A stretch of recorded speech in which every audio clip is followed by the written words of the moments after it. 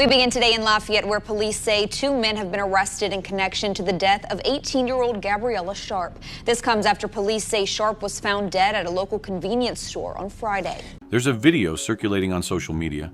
It's too graphic to show you here, but what's in that video led to the arrest of 2 men and the death of an 18-year-old girl named Gabriella Sharp. November the 1st, Lafayette, Louisiana. Gabriella was a senior at Acadiana High School. She went downtown after homecoming with friends. She met 2 guys, Klled, 18, Jaquan Pierre, 19. She went back to their place, and she never made it home. By 3:40 a.m., first responders found her unresponsive at a racetrack gas station. They tried CPR. They tried a defibrillator.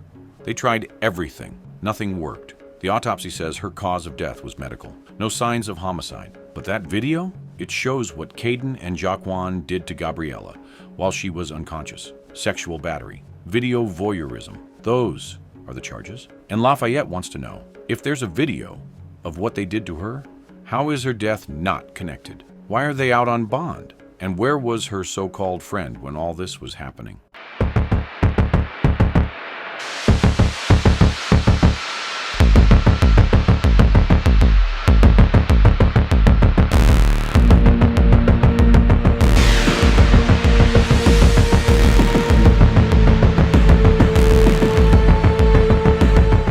Friday morning, November 1st, racetrack gas station on West Congress Street. That's where Lafayette police received the call. A young woman, unresponsive. Officers arrived. Paramedics were already working on her. CPR, defibrillator, oxygen. They did everything they could. But Gabriella Sharp was gone. At first, investigators thought maybe this was an overdose, maybe foul play. But the preliminary autopsy came back with something different. No visible trauma, no obvious signs of violence. Medical emergency, that's what they called it. But then the video surfaced, and everything changed. According to Corporal Ashley Wood with Lafayette Police, here's what happened that night. Gabriella was downtown with friends. She met Klled and Jaquan Pierre, and she went back to their residence at Humboldt Manor Apartments. While at the residence with her friend and the boys, she experienced some kind of medical issue, which led her friend to call her mother. It's likely that they believe that she just had too much to drink. Too much to drink. That's what they thought. So the friend calls Gabriella's mother, and they agree to meet at the racetrack gas station. Think about that timeline. Gabriella gets to the apartment. She's with her friend. She has some kind of medical emergency. The friend calls the mother. They decide to meet at a gas station instead of calling 911 immediately. And by the time they get there, Gabriella is already unresponsive. But here's what nobody knew yet. While Gabriella was at that apartment, while she was unconscious, Klled and Jaquan recorded a video, and that video shows them committing sexual battery against her. The video started circulating on social media. People saw it. People were horrified, and people sent it straight to Lafayette Police. Police say a video circulating on social media led to charges of video voyeurism and sexual battery against the suspects. Sexual battery, video voyeurism, those are serious charges. And on Tuesday, November 5th, both Klled and Jaquan Pierre turned themselves in to Lafayette Parish authorities. But here's what has the entire community furious. Both men were released the same day on a $15,000 bond. That means they only had to pay about $1,500 to walk free. Now, Richard and Pierre surrendered to Lafayette Parish authorities on Tuesday, but were both released on a $15,000 bond. $1,500 for what's on that video, for what they did to Gabriella while she was dying. And here's what makes this even more complicated. At this point, there is no reason to believe that they had anything to do with her death. No reason to believe they caused her death. The autopsy showed medical emergency, not homicide. So the charges they're facing? They're only for what's on the video. Sexual battery while she was unconscious. Recording it. That's IT. But Lafayette isn't buying it. Social media exploded. One activist, known online as Prophet PI, put out a call to action that went viral. This is a call to action. Lafayette, Louisiana, you guys are up.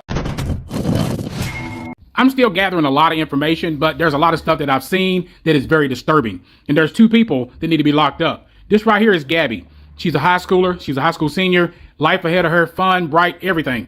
And she got into a situation where there were two menaces who gave her some narcotics, I think, unbeknownst to her. And it ended up unaliving her. But while she was laying there unalive, they were assaulting her. They were SAing her. And the video is very disturbing. I dare not play it and didn't even want to watch the rest of it. But they ended up assaulting this girl with their hands, arms, you name it, they did it. And this girl looked like she was already passed away. And there's no allegedly, because one of them was made a video. They made an Instagram video and was admitting that they were there, trying to say, oh, it wasn't like that. But you were there. You admitted to it. You and your so-called menace partner. Both of them are running their mouth.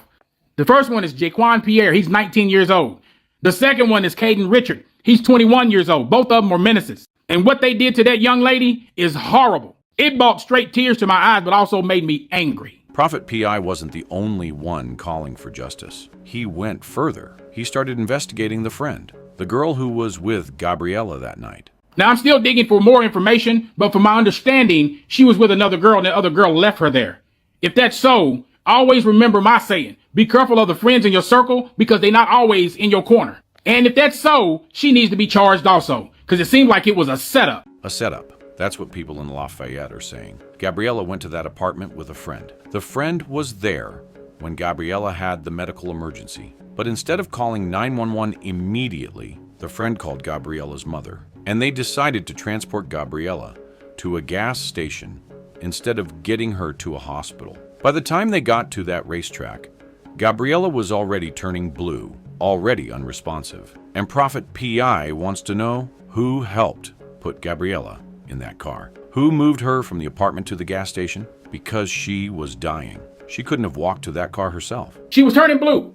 Somebody had to help put her in that car like that when you got to the racetrack. The milk stinks and the water stinks. You're just as guilty. And I personally think that it was a setup. That whole thing was a setup between you and them two menaces. Now, toxicology results are still pending. The full autopsy isn't complete. So we don't know if Gabriella was drugged. We don't know if she voluntarily took anything or if something was given to her without her knowledge. What we do know is that she went from being downtown with friends to dead in a matter of hours. And in between, she was at an apartment with two men who recorded themselves committing sexual battery against her while she was unconscious. Caden Richard made an Instagram video after Gabriella died. In it, he admitted to being at that apartment. He tried to say it wasn't what people thought, but he was there. He admitted it, and the video evidence shows exactly what happened. Both Caden and Jaquan's mothers have tried to defend their sons, tried to say, not my son. But the video exists, the charges exist, and Gabriella Sharp is gone. This case has left Lafayette with more questions than answers. If the autopsy showed no homicide, then what killed Gabriella? Was it truly just a medical condition? Or did something happen at that apartment that triggered whatever caused her death? Why wasn't 911 called immediately when she started having a medical emergency? Why transport her to a gas station to meet her mother instead of getting her straight to a hospital? And what about that friend? The one who was with Gabriella at the apartment? The one who called the mother instead of calling for help? People want to know, what did she see? What does she know? And why did she leave Gabriella there? Gabriella's mother, Laura Manning, is left with a grief no parent should ever have to carry. She posted on social media, "My gorgeous girl, I can't put rest in peace. I don't know what to do or to say. I love you forever and will miss you till I'm with you." A mother's heartbreak, a community's rage, and two men walking free on bond while everyone waits for toxicology results that might finally explain what happened to Gabriella Sharp. The investigation continues, but for Lafayette, Louisiana, justice hasn't been served. Not yet, not even close. Gabriella Sharp was 18 years old. She was beautiful. She was bright. She had her whole life ahead of her. And on November 1st, after going downtown with friends, after meeting two strangers, after going back to their apartment, she lost her life. The charges say sexual battery and video voyeurism. The autopsy says medical emergency. But the community? The community says something more happened that night. Something that connects those two men to Gabriella's death in ways the current charges don't reflect. And until those toxicology results come back, until the full investigation is complete,